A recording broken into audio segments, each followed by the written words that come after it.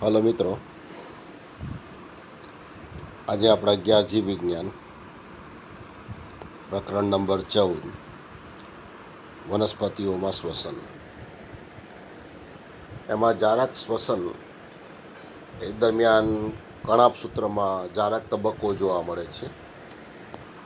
અને એમાં આપણે જોઈ ગયા કે ગ્લાયકોલાઇસિસ અને ક્રેબ્સ ચક્ર દરમિયાન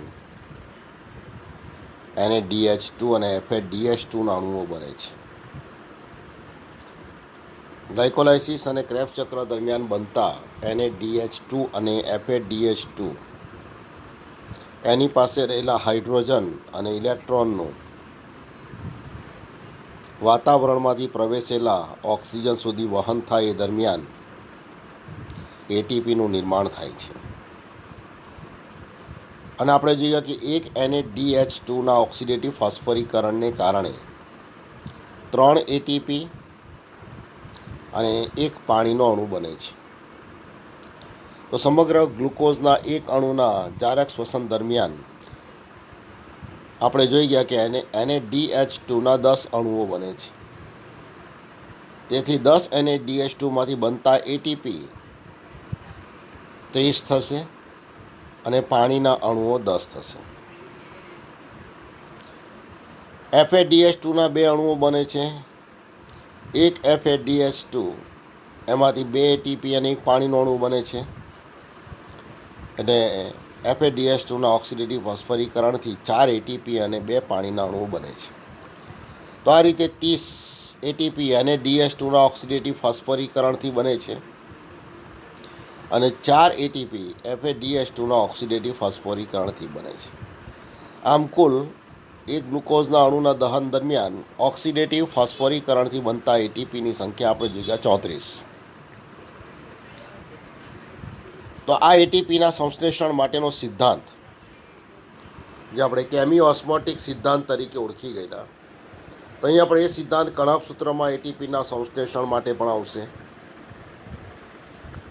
રાસાયણિક આશ્રુતિનો સિદ્ધાંત, પ્રકાશ સંશ્લેષણ દરમિયાન પણ ATPનું નિર્માણ થાય છે આપણે જોઈએ, પણ ત્યાં થાઇલેકોઇડના પટલ એમાં ATPase ઉત્સેચક રહેલો હોય છે. અહીંયા કણાભસૂત્રની અંદર આ ક્રિયા થાય છે. એટલે કણાભસૂત્રના અંતઃપટલ એમાં ATPase ઉત્સેચક રહેલો હોય છે. કેમિઓસ્મોટિક સિદ્ધાંત છે એટલે પટલની અંદરની તરફ પ્રકાશ સંશ્લેષણમાં આપણે જોઈ ગયા તે રીતે જ અહીંયા પણ હાઇડ્રોજન અને પ્રોટોન એની સાંદ્રતા વધે છે અને પટલની બહારની તરફ હાઇડ્રોજન અને પ્રોટોનની સાંદ્રતા ઘટે છે. સાંદ્રતાનો તફાવત સર્જાય છે એટલે હાઇડ્રોજન અને પ્રોટોન જે છે એ પટલમાંથી બહારની તરફ પ્રસરણ પામે છે અને સાંદ્રતાનો ઢોળાંશ તૂટે છે ત્યારે પુષ્કળ ઉર્જા મુક્ત થાય છે.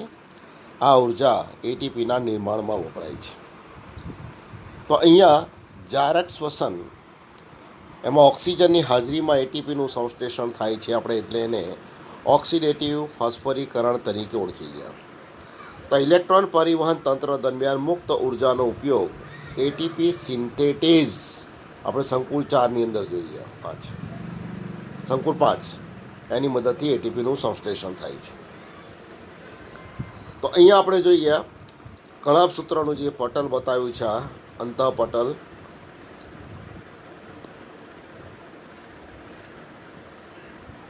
અહીંયા કણાભસૂત્રના પટલની અંદર આ જે ઉત્સેચક છે ATPase એના 2 ભાગો બતાવેલા છે.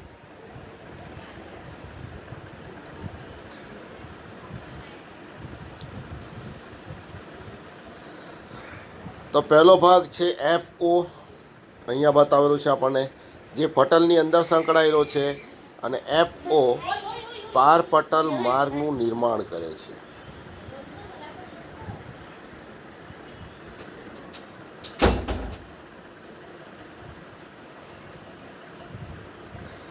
જ્યારે બીજો ભાગ છે F1, જે પટલની બહારની તરફ ઉપસી આવેલો ભાગ છે, ઉત્સેચક ધરાવે છે.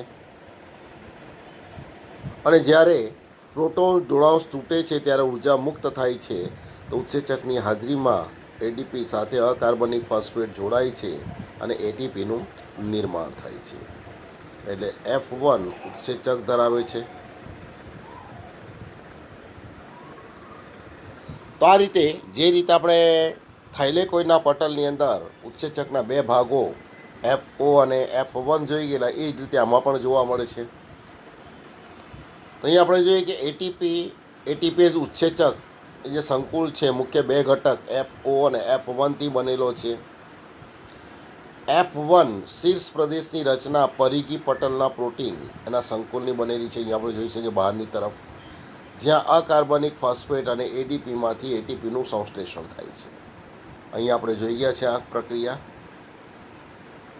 અને FO અંતર્ગત કલા પ્રોટીન સંકુલ છે, જે ચેનલ બનાવે છે અને જેના દ્વારા પ્રોટીન આંતરિક પટલને પાર કરે છે. પ્રોટોન અહીં આપણે જોઈ શકીએ અહીંયા કે પટલની અંદરની તરફ H+ અને પ્રોટોનની સાંદ્રતા વધારે છે, બહારની તરફ H+ અને પ્રોટોનની સાંદ્રતા ઓછી છે. સાંદ્રતાનો તફાવત સર્જાવાને કારણે H+ અને પ્રોટોન પોતે વધારે હોય ત્યાંથી પોતે ઓછા હોય તે તરફ સ્થળાંતર કરે છે. H+ અને પ્રોટોન પટલની આરપાર પસાર થવા માટે આપણે જોઈએ કે FO પાર પટલ માર્ગનું નિર્માણ કરે છે, કે એના દ્વારા હાઇડ્રોજન અને પ્રોટોન બહારની તરફ સ્થળાંતર કરે. તો જ્યારે પટલની અંદરથી પટલની બહારની તરફ હાઇડ્રોજન અને પ્રોટોનનું સ્થળાંતર થાય છે, ત્યારે એમાંથી પ્રોટોન જોડાંશ તૂટવાને કારણે પુષ્કળ ઉર્જા મુક્ત થાય છે અને આ ઉર્જા એટીપીના નિર્માણમાં વપરાય છે. અહીંયા જોઈ શકીએ આપણે કે ચેનલ દ્વારા પ્રોટોન પસાર થવાથી એટીપીના ઉત્પાદન માટે F1 ઘટકની ઉત્સેચકીય સપાટી સાથે જોડવામાં આવે છે અને ઇલેક્ટ્રોન પ્રોટોન કેમિકલ ઢાળના ફળ સ્વરૂપે H+ આયન અંતઃપટલ અવકાશમાંથી FO પારપટલ માર્ગમાં થઈને કણાભસૂત્રના આધારક તરફ ગતિ કરે છે.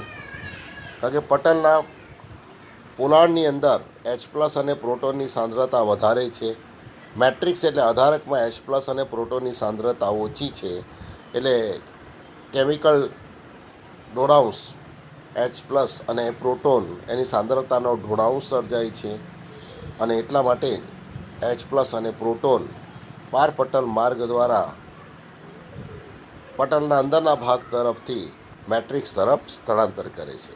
અને જ્યારે પ્રોટોન અને હાઇડ્રોજન આયનો પટલની અંદરથી બહારની તરફ સ્થળાંતર કરે છે, ત્યારે પ્રોટોન જોડાંશ તૂટે, ઢાળ ઘટ્ટ ઓછો થતો જાય ને, સાંદ્રતાનો જોડાંશ તૂટે, પુષ્કળ ઉર્જા મુક્ત થાય છે અને આ ઉર્જા એટીપીના સંશ્લેષણમાં વપરાય છે. તો આ જે પહેલો પ્રશ્ન થઈ ગયો અને એ પ્રશ્ન છે એટીપીના સંશ્લેષણની સમજૂતી. હવે આપણે જોઈએ કે એટીપીનું જે સંશ્લેષણ થાય છે, તો કુલ 38 એટીપી બને છે. કેટલા એટીપી બને છે? જારક શ્વસન દરમિયાન 38 એટીપીનું નિર્માણ થાય છે. તો આ 38 એટીપી ક્યાં બને છે એ આપણે જોઈ લઈએ. તો અહીં આપણે જોઈએ જારક શ્વસન દરમિયાન બનતા એટીપી. તો પહેલું આપણે લઈએ આધારક આધારિત.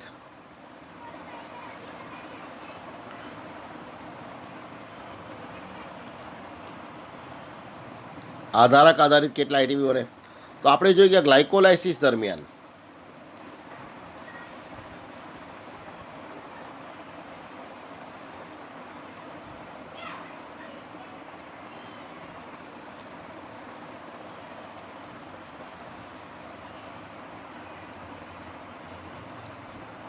અહીંયા આપણે જોઈએ ગ્લાયકોલાઇસિસની જે પ્રક્રિયા 2 તબક્કામાં થાય છે. પહેલો તબક્કો જઈ ગયા ફોસ્ફોરીકરણ અને બીજો તબક્કો જઈ ગયા આપણે ડિફોસ્ફોરીકરણ અથવા વિફોસ્ફોરીકરણ. ફોસ્ફોરીકરણ તબક્કા દરમિયાન 2 એટીપીના અણુઓ વપરાય છે. વિફોસ્ફોરીકરણ તબક્કા દરમિયાન 2 એટીપીના અણુઓનું સંશ્લેષણ 2 વાર થાય છે, એટલે 4 એટીપીના અણુઓ બને છે. આમ 2 વપરાય 4 બને એટલે નફા રૂપે 2 એટીપી પ્રાપ્ત થાય છે.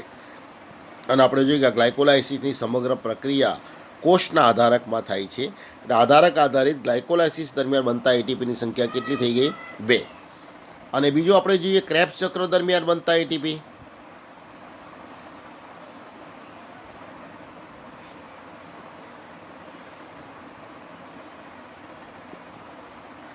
તો આપણે જોઈએ ક્રેબ્સ ચક્રની પ્રક્રિયા એક સમગ્ર પ્રક્રિયા દરમિયાન એક ક્રેબ્સ ચક્ર દરમિયાન માત્ર એક જ આધારક આધારિત એટીપી બને છે. જ્યારે આલ્ફા કીટો ગ્લુટારિક એસિડનું સક્સિનિક એસિડમાં રૂપાંતર થાય ત્યારે એક યુગ્મ પ્રક્રિયા બને છે અને યુગ્મ પ્રક્રિયા જીટીપીનું રૂપાંતર જીડીપીમાં થાય છે. મુક્ત થયેલો ફોસ્ફેટ એડીપી સાથે જોડાઈને એટીપીનું નિર્માણ કરે. તો એક ક્રેબ્સ ચક્ર દરમિયાન એક આધારક આધારિત એટીપી બને છે. તો ગ્લુકોઝના એક અણુના સંપૂર્ણ દહન માટે 2 ક્રેબ્સ ચક્ર જરૂરી છે. એટલે આધારક આધારિત 2 એટીપી શામાં બને? ક્રેબ્સ ચક્રમાં. એટલે આધારક આધારિત બનતા કુલ એટીપી કેટલા થઈ ગયા? આધારક આધારિત બનતા કુલ એટીપી થઈ ગયા 4. હવે પ્રશ્ન જ્યારે નીટમાં પૂછાય છે કે ગ્લુકોઝના 10 અણુના જારક શોષણ દરમિયાન આધારક આધારિત બનતા એટીપીની સંખ્યા કેટલી? તો એક ગ્લુકોઝ હોય તો આધારક આધારિત બનતા એટીપીની સંખ્યા 4. તો 10 માટે કેટલા થશે? 40. આ જ પ્રશ્ન સમગ્ર આધારક આધારિત માટે નહીં પૂછાય. ગ્લાયકોલાઇસિસ દરમિયાન બનતા આધારક આધારિત એટીપી એની સંખ્યા કેટલી? તો ગ્લાયકોલાઇસિસ દરમિયાન 2 જ બને છે. તો જેટલા ગ્લુકોઝના અણુ આપેલા હોય ગુણ્યા કરી દેવાના. તો 10 અણુ આપેલા 10 ગુણ્યા 2. ક્રેબ્સ ચક્ર માટે પૂછેલું હોય તો 10 ગુણ્યા 2. તો આ રીતે આના પરથી આ પ્રશ્ન MCQમાં આવે છે. તો આ આધારક આધારિત થઈ ગયા એટીપી. હવે આપણે જોઈએ ઓક્સિડેટિવ ફોસ્ફોરીકરણથી બનતા એટીપી.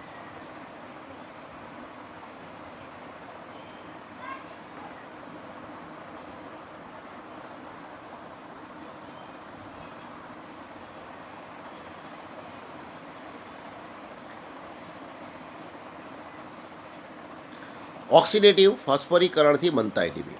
તો આપણે જોઈએ કે ગ્લાયકોલાઇસિસ અને ક્રેબ્સ ચક્ર દરમિયાન NADH2ના અણુઓ બને છે, FADH2ના અણુઓ બને છે. જ્યારે આ અણુઓ કણવસૂત્રના ક્રિસ્ટીના પટલમાં થતી પ્રક્રિયા એમાં પ્રવેશ કરે છે. તો NADH2 અને FADH2 પાસે રહેલા હાઇડ્રોજન અને ઇલેક્ટ્રોનનું વાતાવરણમાંથી પ્રવેશેલા ઓક્સિજન સુધી વહન થાય એ દરમિયાન એટીપીનું નિર્માણ થાય છે. અનંતમાં પાણીનો અણુ બને છે. તો એક NADH2ના અણુ એનું ઓક્સિડેશન થાય તો એમાંથી 3 એટીપી અને એક પાણીનું અણુ મળે.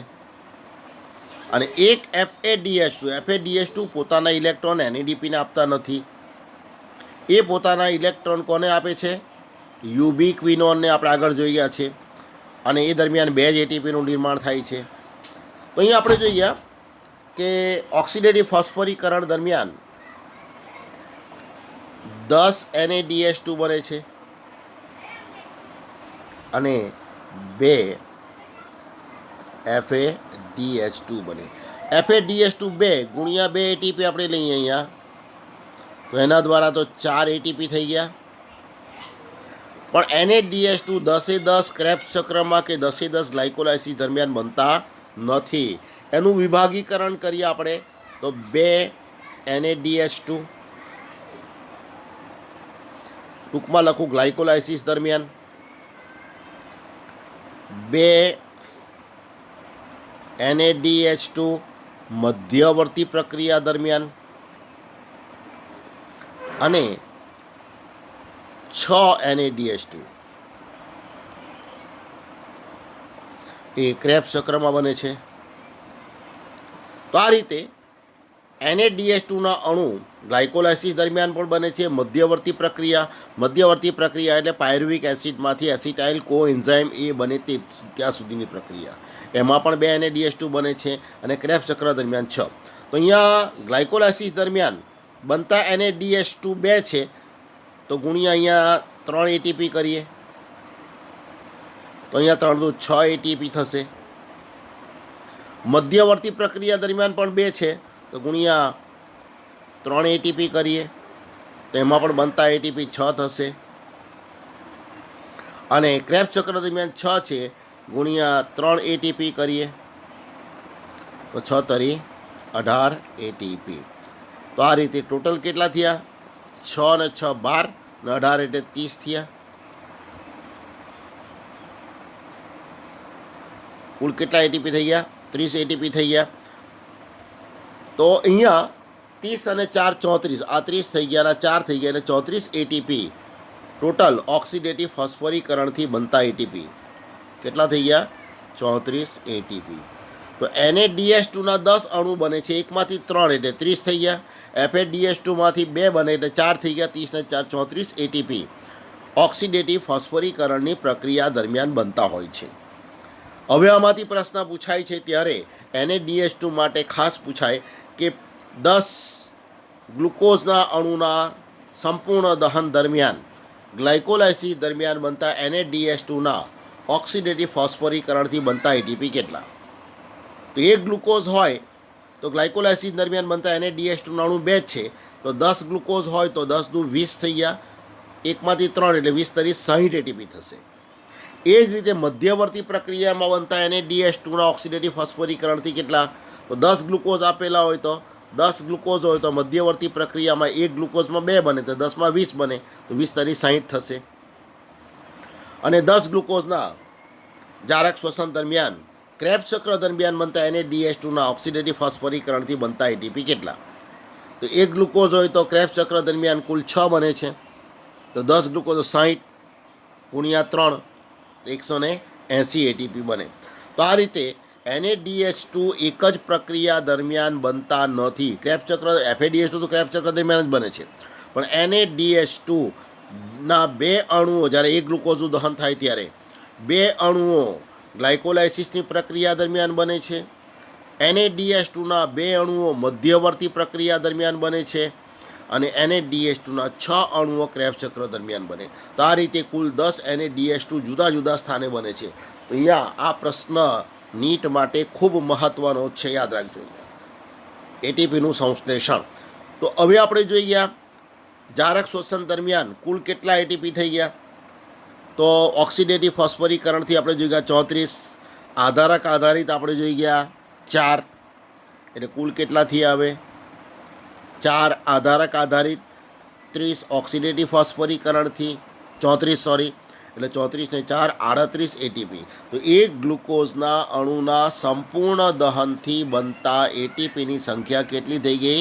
38 બનતા એટીપીથી. યાદ રાખજો 38 એટીપી બને છે, પરંતુ પ્રાપ્ત થતા એટીપી 38 નથી. એનું કારણ આપણે જોઈએ કે પહેલો તબક્કો થાય છે ગ્લાયકોલાઇસિસ. એમાં કોષના આધારકમાં 1 ગ્લુકોઝમાંથી 2 પાયરુવિક એસિડના અણુઓ બને છે.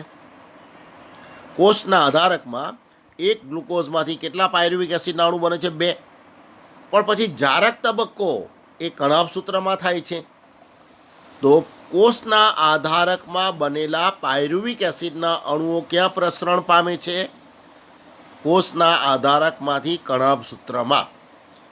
તો 1 પાયરુવિક એસિડના કણાભસૂત્રમાં પ્રસરણ દરમિયાન 1 એટીપી જેટલી શક્તિ વપરાય.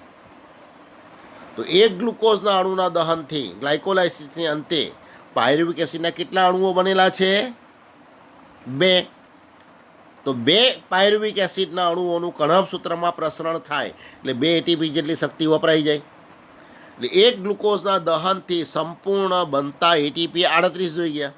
એમાંથી 2 એટીપી પાયરુવેટના કણાભસૂત્રમાં પ્રસરણ દરમિયાન વપરાઈ ગયા. એટલે પ્રાપ્ત થતા ચોખ્ખા એટીપી કેટલા? 38 ઓછા 2 એટલે 36. તો 1 ગ્લુકોઝના દહનથી બનતા એટીપીની સંખ્યા પૂછાય તો 38, પ્રાપ્ત ચોખ્ખા એટીપીની સંખ્યા પૂછાય તો 36. બરાબર છે. તો અહીંયા વિધાન અને કારણ સ્વરૂપમાં પણ પ્રશ્ન આવી શકે કે 1 ગ્લુકોઝના અણુના દહનથી પ્રાપ્ત થતા એટીપીની સંખ્યા 36 હોય છે. તો વિધાન સાચું. પ્રાપ્ત થતાં પૂછેલું છે, બનતા નહીં. બને તો 38, પણ પ્રાપ્ત થતાં ચોખ્ખા એટીપીની સંખ્યા કેટલી? 36. તો એનું સાચું કારણ શું? તો 38 એટીપી બને તો 36 કેમ પ્રાપ્ત થાય છે? તો 2 એટીપીના અણુઓ પાયરુવેટ એટલે કે પાયરુવિક એસિડના 2 અણુઓ એના કણાભસૂત્રના પ્રસરણ દરમિયાન વપરાઈ જાય છે. તો તો વિધાન પણ સાચું, કારણ પણ સાચું, બરાબર છે, બંને સાચા ગણા, યાદ રાખજો. તો આ રીતે વિધાન અને કારણમાં પણ અહીંયા પ્રશ્ન આવી શકે છે. હવે બીજો પ્રશ્ન આવે છે કે જારક અને અજારક શ્વસન દરમિયાન આધારક આધારિત કેટલા એટીપી બને? તો આપણે જોઈએ અજારક શ્વસનમાં તો માત્ર ગ્લાયકોલાઇસિસની જ ક્રિયા થાય છે. એમાં ક્રેબ્સ ચક્ર, ઓક્સિડેટિવ ફોસ્ફરીકરણ વગેરે ક્રિયા થતી નથી. એટલે એક ગ્લુકોઝના અજારક શ્વસન દરમિયાન માત્ર 2 જ એટીપીના અણુઓ પ્રાપ્ત થાય છે. તો હવે બંનેની તુલના પૂછે. અજારક શ્વસન કરતાં જારક શ્વસનમાં બનતા એટીપી કેટલા ગણા? તો અજારક શ્વસનમાં 2 એટીપી જેટલી શક્તિ બને, જારકમાં 38 એટીપી જેટલી શક્તિ બને. તો 38 ભાગ્યા 2 એટલે 19 ગણી શક્તિ પ્રાપ્ત થાય. કેટલા ગણી? બનતા એટીપી માટે પૂછેલું તો 19 ગણી, પણ પ્રાપ્ત થતા એટીપી માટે પૂછેલું હોય તો આપણે જોઈએ 38 એટીપી બને, 38 પ્રાપ્ત થતા નથી. કેટલા પ્રાપ્ત થાય છે?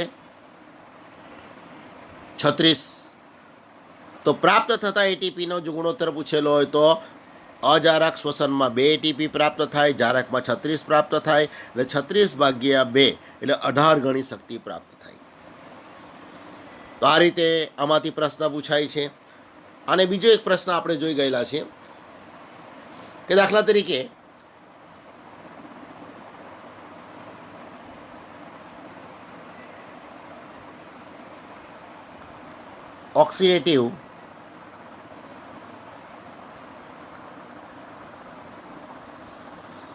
ઓક્સિડેટિવ ફોસ્ફરીકરણથી બનતા એટીપી 170 હોય તો પહેલો પ્રશ્ન પૂછાય કેટલા ગ્લુકોઝનું દહન થાય. બીજો પ્રશ્ન ક્રેબ્સ ચક્ર કેટલી વાર ચાલે. અને ત્રીજો ETS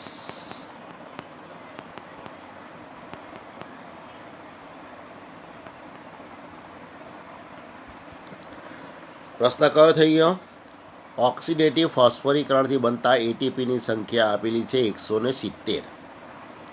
તો પહેલો પૂછાય કેટલા ગ્લુકોઝના અણુનું દહન બધા જવાબમાં 3-3ના વિકલ્પ આપેલા હશે.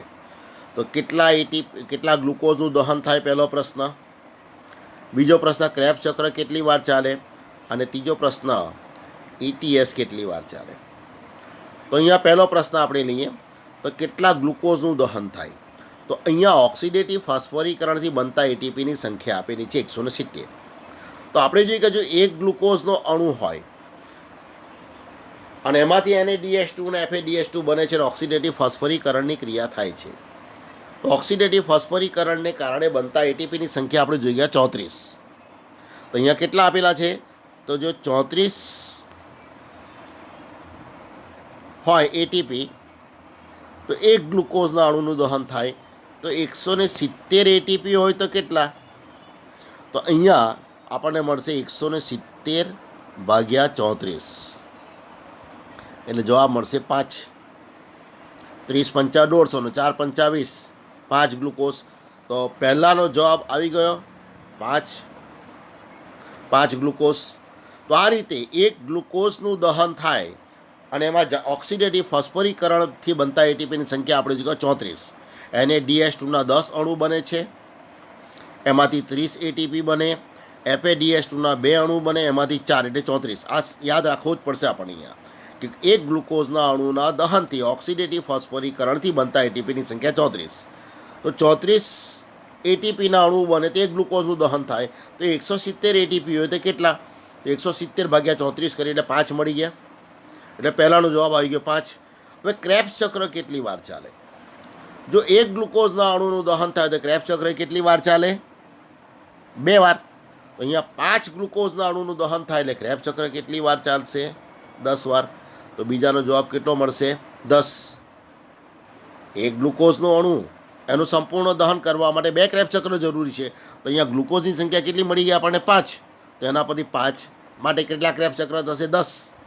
અને ત્રીજું ETS કેટલી વાર ચાલે, એટલે ઇલેક્ટ્રોન ટ્રાન્સફર સિસ્ટમ, એટલે ઓક્સિડેટિવ ફોસ્ફરીકરણની ક્રિયા. તો એક NaDH2નું ઓક્સિડેશન થાય તો એક ETS ગણાય, બરાબર છે.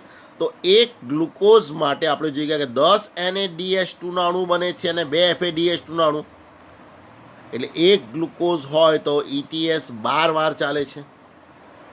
એક ગ્લુકોઝ હોય તો ETS કેટલી વાર ચાલે? 12 વાર. કારણ કે આપણે જોઈએ એક ગ્લુકોઝના સંપૂર્ણ દહન માટે ઓક્સિડેટિવ ફોસ્ફરીકરણની ક્રિયા બરાબર કેટલી વાર થાય છે? તો આપણે જોઈએ 10 NaDH2ના અણુનું ઓક્સિડેશન થશે અને 2 FADH2ના અણુનું, એટલે 12 અણુનું. તો 12 ETS એક ગ્લુકોઝ માટે. તો અહીંયા આપણને કેટલા ગ્લુકોઝ મળેલા છે? 5. તો 12 પંચા 60, એટલે ત્રીજાનો જવાબ આવશે. ETS કેટલી વાર ચાલશે? એક ગ્લુકોઝ હોય તો 12 ETS. તો અહીંયા 5 ગ્લુકોઝ હોય તો ETS કેટલી વાર ચાલે? 60. 12 પંચા 60. તો આપણો સાચો જવાબ છે એ હશે 5, 10 અને 60. દાખલા તરીકે કોઈ બી એક વિકલ્પમાં જવાબ આપેલો હશે 5, 10 અને 60. તો આ રીતે આમાંથી પ્રશ્ન પૂછાય છે. બીજા પ્રશ્નની ચર્ચા આપણે રૂબરૂ મળીશું ત્યારે કરીશું. આટલા પ્રશ્નો અત્યારે તમારે તૈયાર કરવાના છે. Thank you all.